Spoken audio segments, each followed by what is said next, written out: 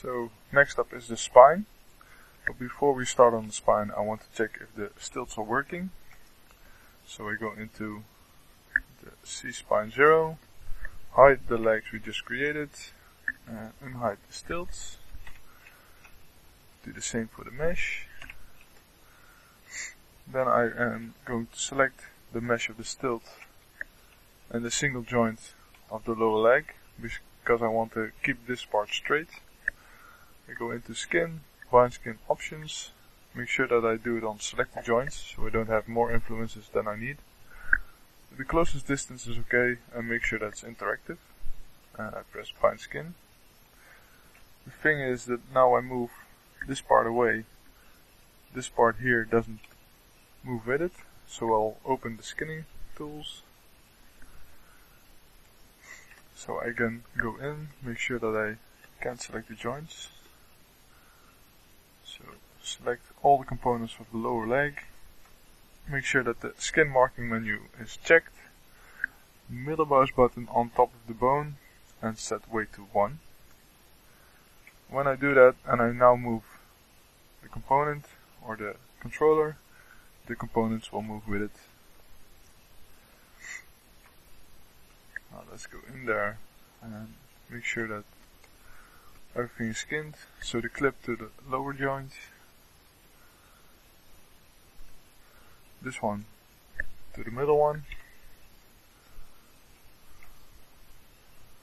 and clip number 4 can also be to the lower leg, and the rubber piece in between the two of them. So when I move the leg now,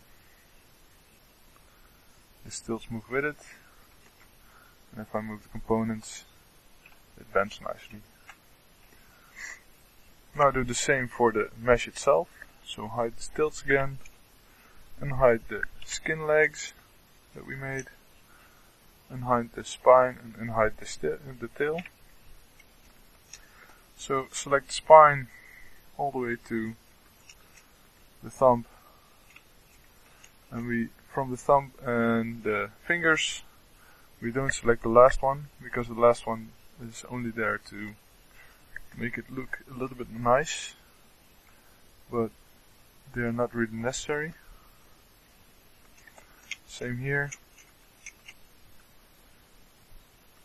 And for this one we do want to select the head, because we want to control it, or make it control the entire head portion here. Tail also until the last one, because the last rotation wouldn't add anything. And the same with the legs. Then we select the mesh, and again bind skin, and check if it works. And as you can see, the leg now stays perfectly straight while we move the stilts.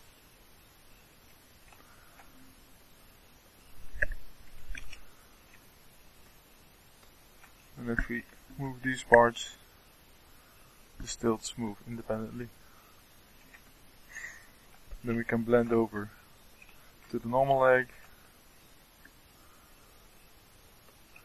Check if our rotations are working. And I see I accidentally removed the channel for the weight. So I go to edit and then channel control. Go all the way down to weight, move it back, and make sure that it's not in the locked space anymore. And now I can make sure that the skin marking menu is checked off, so we don't have the middle mouse button function anymore, and we can use it to scrub. And as you can see, it nicely blends the weight between the toe and the ball. So that is working correctly. Move everything back. And we are going to start with the spine. For the spine, let's show in the other one, I'm going to use 2 IK controllers. So this one can translate and rotate. This one can translate and rotate. And in between I have two FK controllers that only do the rotations. And we're going to create a full body control that moves the entire body on its own.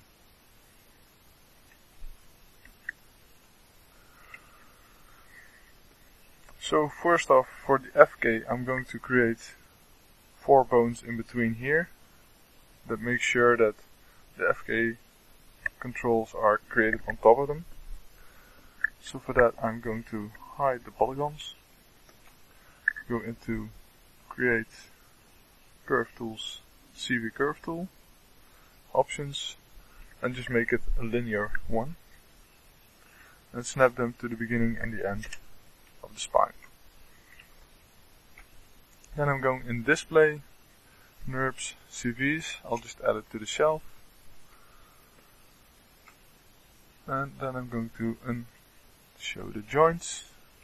And you can see it displays the positions on the curve. Now we're going into curves, rebuild, and I want to make it a cubic curve. Let's see.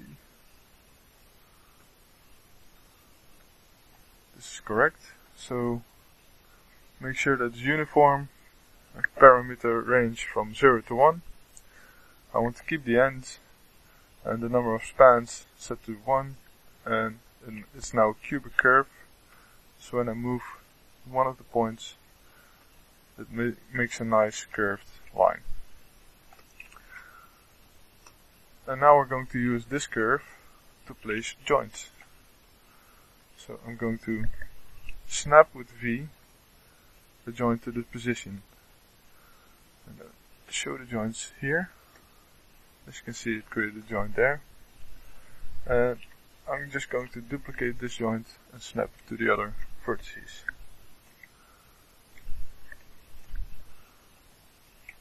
This because I want to select one of the joints in the spine, and then a joint that we just created, and then go for orient constraint without offset,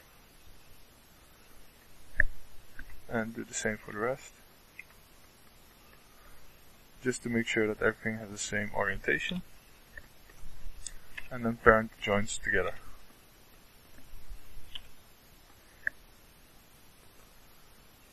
Okay. Give them a name.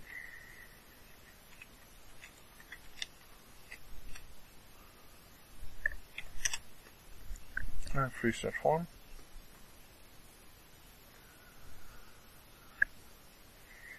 Now we can hide the spine in here again.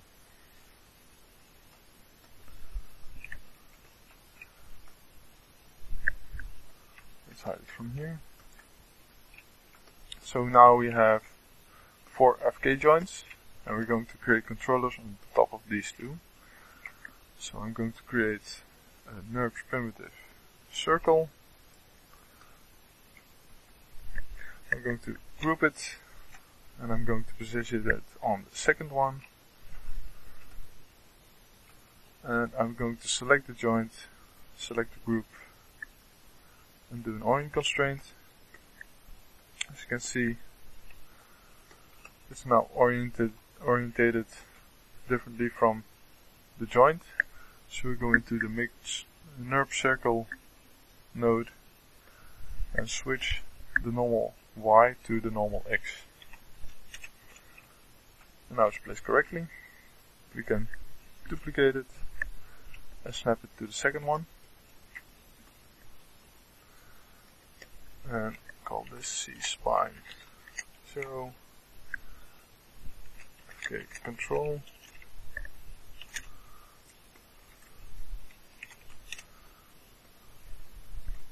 And this is the one.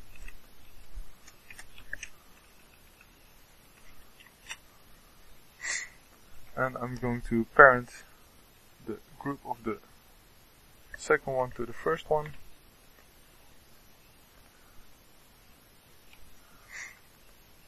And I'm going to parent the control group to the first joint.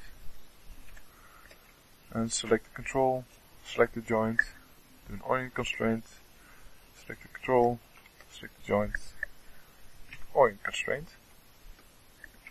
So now when we rotate these, the joints will nicely follow. You can already lock and hide the channels. We know for certain that we want to work with the rotates. Let's get the control UI in here.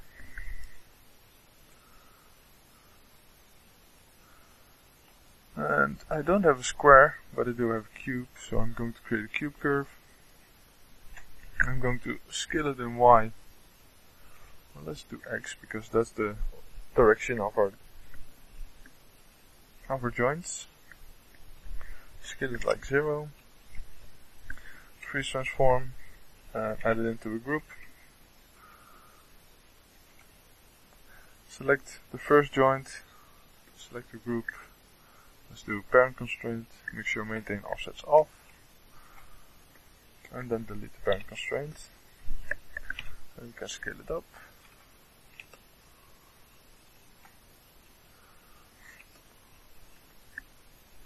And we can either choose for this one to be oriented with the spine itself, or we can choose to orient it with the ground plane. It doesn't really matter because this one is the main controller. So I'll just orient it like this. And get some other controls in here.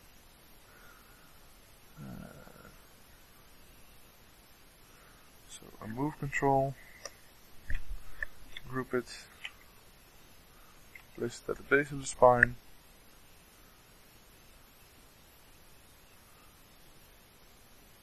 And let's duplicate this one.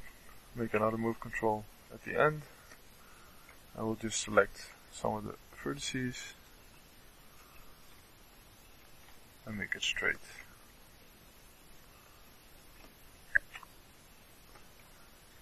Then we select the joint, select the first group, do an orient constraint, select the joint, select the last group, do an orient constraint, and delete both orient constraints. And then we can snap them in the right direction.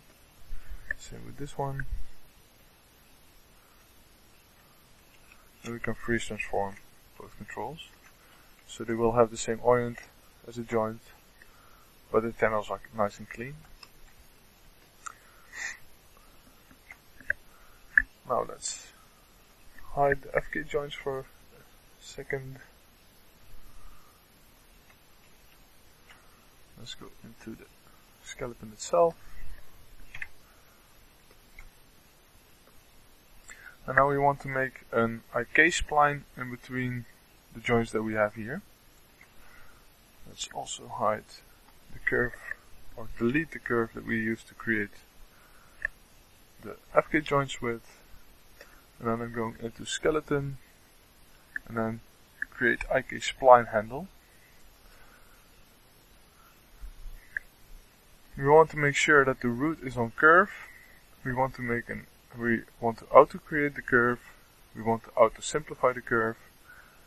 And we want to make sure that auto parent curve is off.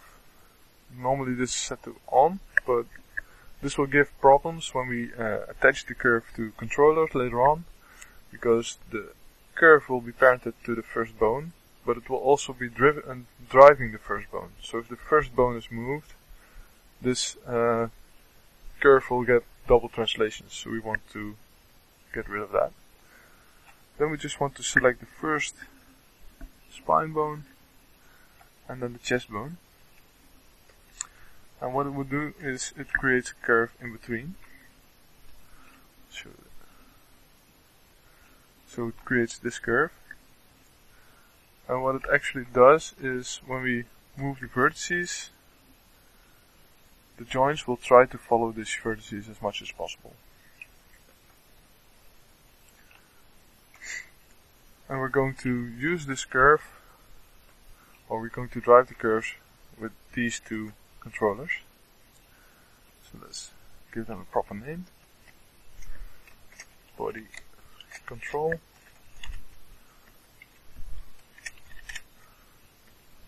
This is pelvis control.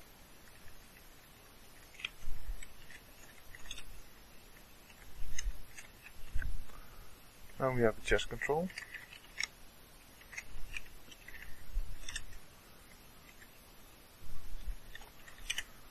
Then we have the spine IK.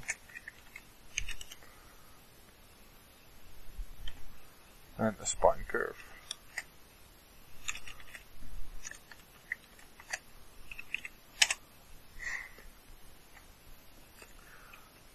Then I'm going to duplicate the last joint that we have in here and unparent it, because then we know for sure that we have the correct orientation. We call this the pelvis joint. Duplicate it, and this is going to be the chest joint. Snap the pelvis joint down at the bottom. Snap the chest joint on the top. Parent the chest joint to the chest control and the pelvis joint to the pelvis control. And then I'm going to select both joints, select the spine curve, and then I'm going to use a bind skin, which makes sure that whenever we move the controls, it will nicely follow.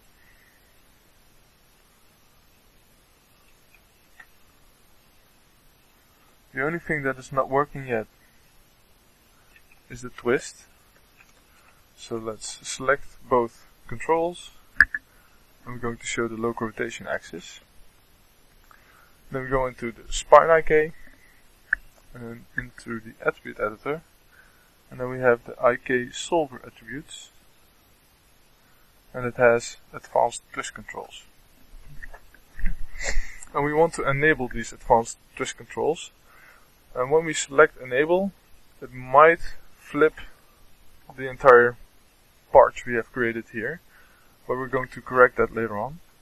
So we set enable twist controls, and you see the entire pelvis and the top part are now twisted 180 degrees. So we want to make sure that we have the rotations of the pelvis and the chest control driving the twist of the spine. So we want to have the object rotation up from start till end. And the first control, let's copy this tab.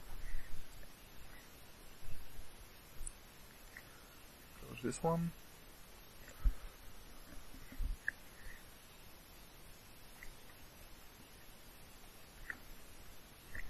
Select the controller.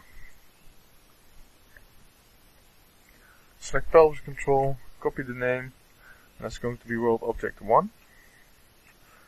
Then go to the chest, that's going to be object 2. The forward axis that we have is the one that's the forward axis in the joints, which in our case is always X. So positive axis are up axis, and then the forward axis, and then the up axis is the one we want to use for the twist. And in this case we can use the Y or the Z, because that's the one that's pointing towards the other sides. And we can use the positive Y in this case, so it will follow the positive Y as much as possible. And then for each joint that we have in here, the positive Y will follow the positive Y of the control. And the up vector for the pelvis control and the object up 2 for the chest control, these two are both Y, because we made sure that the orientation of both controllers is the same as the joints. So we can also use positive Y in here. So when we rotate these objects now, let's then do the local rotation axis for these two, and let's make them for the spine.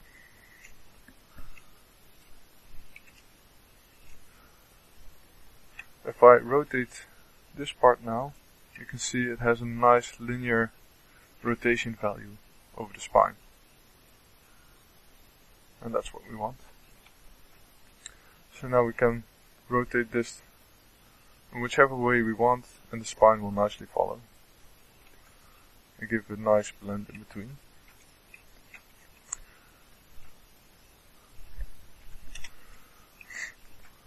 Now the only thing that is still left is the connection of all the controllers together. So we unhide the FK spine. The FK spine can be part of the root. The pelvic control group will also be a part of the root. And then we expand everything in here. And we make sure that the chest control is part of the last FK spine. So when we rotate the FK spine, the chest control will follow.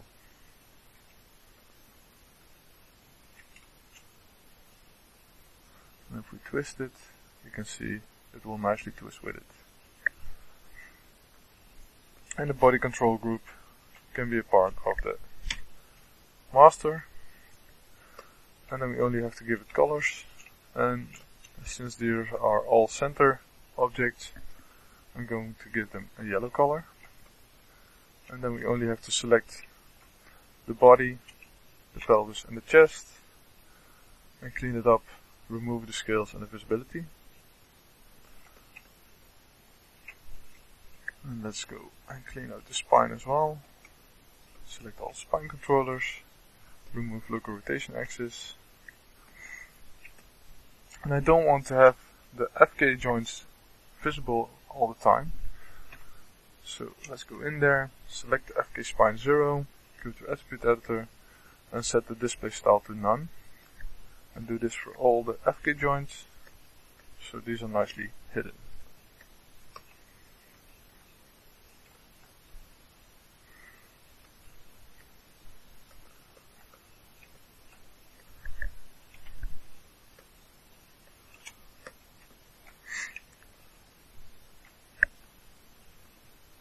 And then we have the spine IK and the spine curve still in here. These are also going to be grouped together. And we call this the don't touch layer. Don't touch group. This is something we're going to put in a layer later on, so that the animators won't be able to touch this, because you don't want to move these objects. And there's still a local rotation axis in there. Now it's removed. And that's it for the spine. We'll continue with the arms next.